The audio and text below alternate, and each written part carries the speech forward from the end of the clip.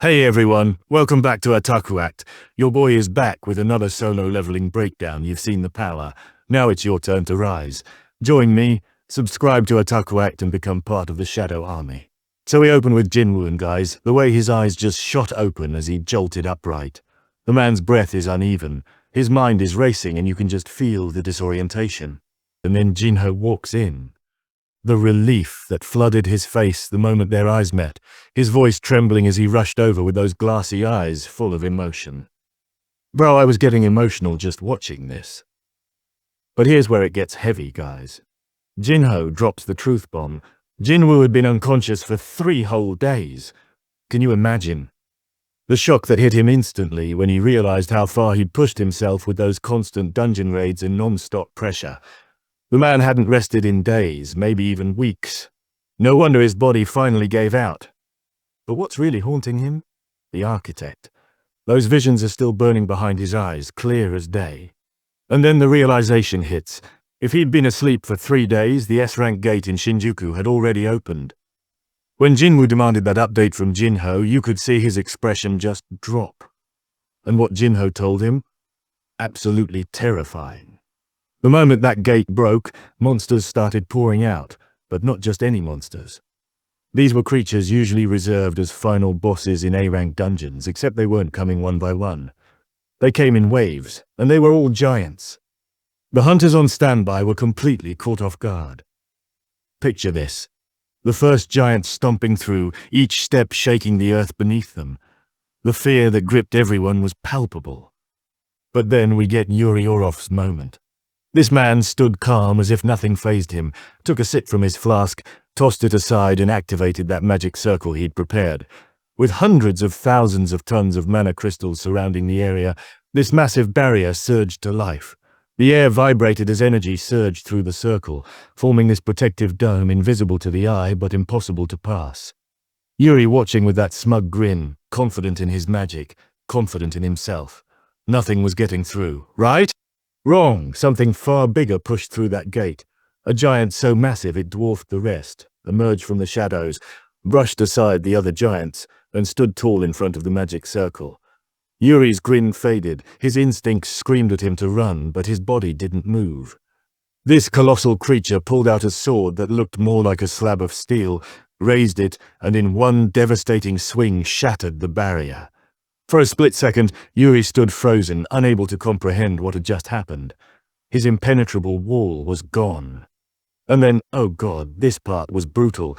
Another giant's massive hand shot toward him, grabbed him in a flash. Yuri opened his mouth to scream, but no sound came. The behemoth raised him into the air, opened its jaws and swallowed him whole. Just like that, Yuri Orof was gone. With the only line of defense around the gate destroyed, the giants stormed into the city unchecked, their roars echoing through the streets of Tokyo. The raid had failed. Meanwhile, we get this heavy atmosphere at the Eugene Guild. Yum Yong-han sat slouched at his desk, eyes closed, head in his hands. The man had been asleep for nearly 24 hours. Secretary Kim waiting nearby with 2 urgent matters. And here's the bombshell. A patient long trapped in eternal slumber had woken up. It was Jinwoo's mother. The rarity of this, the impossibility of it, and Mongan sitting upright, mind racing, wondering if Jinwoo truly possessed the ability to cure eternal slumber. Back in Japan, the dungeon outbreak escalated into full-blown war.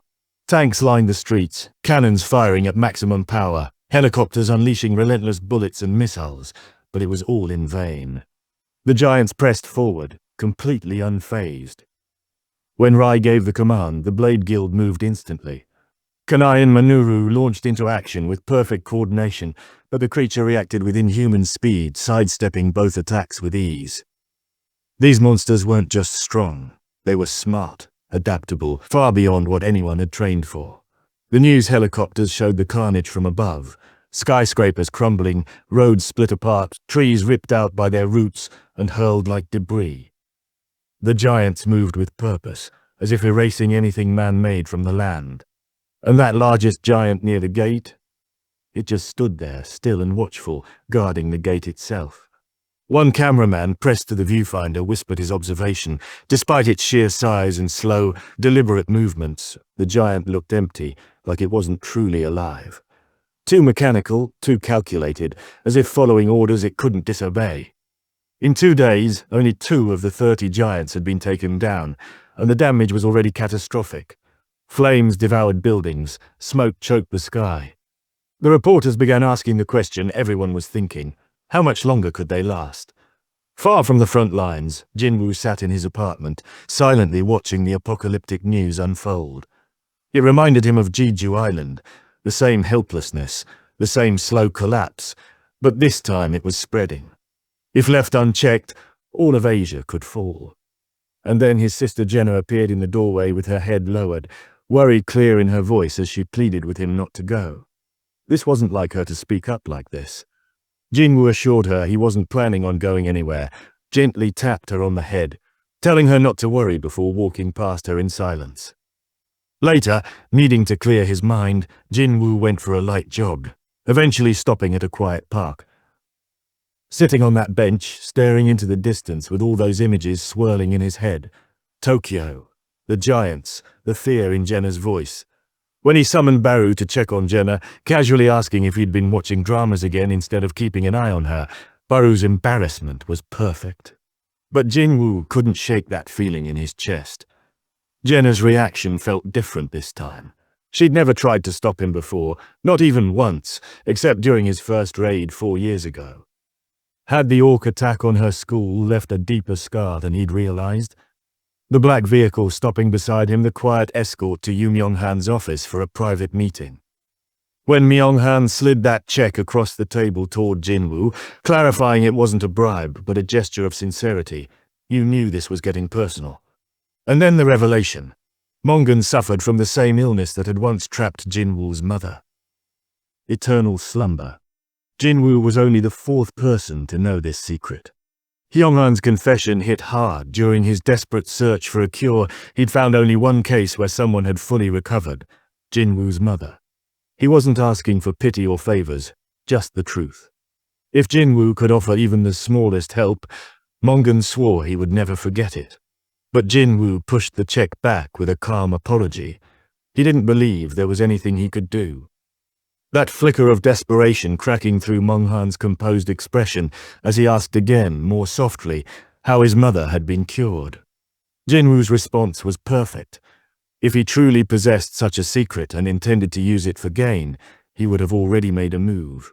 The fact that he hadn't should speak for itself. That left no room for debate, and Mongan nodded weakly, defeated not by rejection, but by helplessness. In the elevator, Jinwoo exhaled deeply, the tension finally leaving his shoulders. Despite everything, even knowing that Mongan was Jinho's father, he couldn't bring himself to trust the man. He didn't know what kind of person he truly was, or whether the illness was even real. The holy water of life couldn't be wasted, not when its power was so rare, so finite. What did you think about Jinwoo's decision? Was he right to refuse Mongan? And what about those giants? Are they following someone's orders? Let me know in the comments below.